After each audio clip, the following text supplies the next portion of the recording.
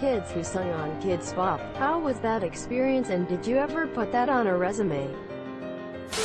Attention! If you plan to give examples of a bad, inappropriate email address on a resume, do not post an email address, even if it's obviously fake. Rather use something like, childish email here, quote. Otherwise your comment will not be seen. We do not allow any type of personal information, even if it's supposed to be fake. See Rule N4 for more details. Thanks. I am a bot, and this action was performed automatically. Please contact the moderators of this subreddit if you have any questions or concerns. Oh boy. I know I'm late to the game, but I remember working with Linda Septian, creator of Kidz Bop and founder of Septian Entertainment Group. And she is a straight bitch. She routinely hires independent contractors and stiffs them on the bill, hires interns and never pays them, and hunts down the parents' money like a bloodhound. I knew their son, Huntington Septian, for 10 plus years and dropped out of contact with him for him to call me out of the blue to do work for their entertainment group despite us not talking for the past 3 years. When I showed up, it was clear he had no idea what he was talking about and set up this project where he was sending a 15-year-old client to Europe for a tour and had no audio engineer lined up to go with her or be there ready for them across the pond. So he commissioned a kickbox for her so that she wouldn't need anyone once she got there. Big mistake. I told him that a 15-year-old and her mother may not be the best at managing their own gear. Didn't listen to me. I kept showing up hoping to fulfill the contract because honestly I was doing a favor for an old friend. Linda Septian was personally overseeing the project and greenlit the idea. The shoddy execution and the poor planning while charging the client for every unnecessary step along the way. I fulfilled my end of the bargain and was extremely upset with the quality and care brought forth to these people and said it was reckless to send a child out like that with shitty equipment and no sound guy. They said it was great and they loved my work. That is until the time to pay came. At least my friend Huntington ignored my numerous phone calls. He ignored my texts, left my messages on social media on read, and never replied to my voicemails. I called the studio and talked to a receptionist who says to leave a voicemail with Carl the accountant, which I do and is never answered. I call the next week and a different receptionist says Carl doesn't work on Mondays. I call Wednesday and the receptionist says Carl doesn't work at Septian any longer. I call back the next week and talk to Jeff, who says he remembers me, that he will write a check, and that I had to learn how to talk to people. Jeff also never sent any check. 32 days passed before I even heard from him, and all he said was, "Oh, the check is in the mail. Come to the studio to talk about it." I informed him that there was nothing to talk about. I completed my end of the work and needed to get paid. This is right after I graduated college and needed the money badly. This is when Linda herself stepped in to say that SEG was not responsible for my payment and it was a civil issue between me and my friend Carl, who allegedly didn't work there anymore, and Jeff were both in the email chain regarding them saying they weren't going to pay me. 28 more days pass and no money shows up. In the meantime, I get a new job at a great audio company in the area and decide to call him and his mother scam artists. Horrible people, and embarrassments to the entertainment industry. Guess what shows up later that week? My check in full. 55 days after the payment deadline.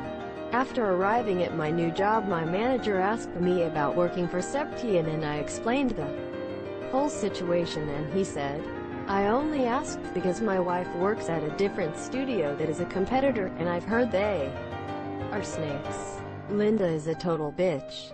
So yeah, that's what working with the Kidz Bop people is like.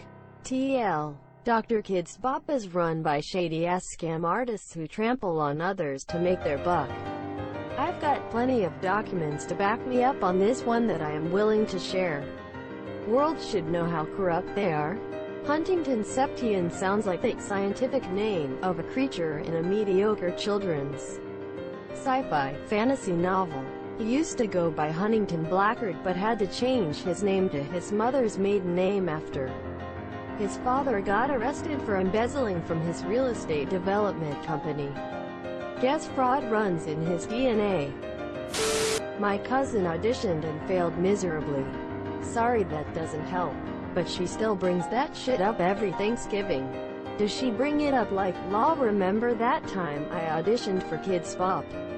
Hilarious." Or is it more like, "I could have been something. Those bastards didn't know talent if smacked them in the face with a stick." Quote, "Really hope it's the latter." In those exact words. My friend's brother was a runner-up for this one Kidz Bop competition. In the end, they didn't choose him and he led a very happy life despite it. His singing was less than average yet he still made it to the final stage.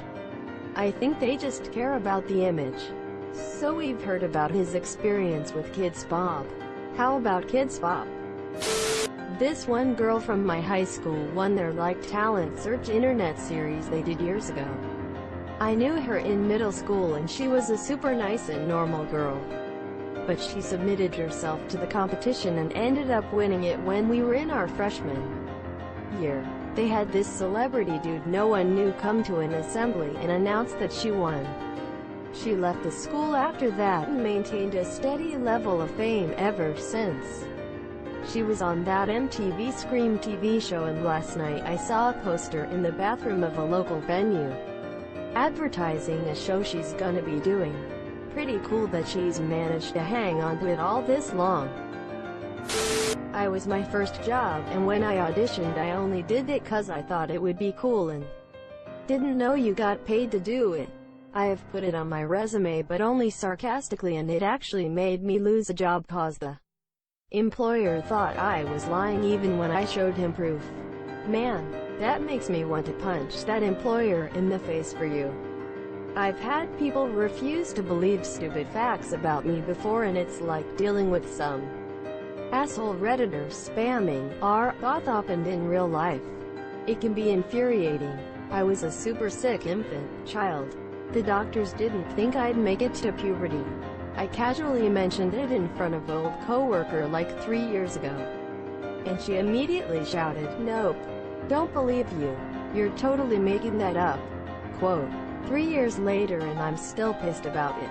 Why do people assume everyone just makes shit up?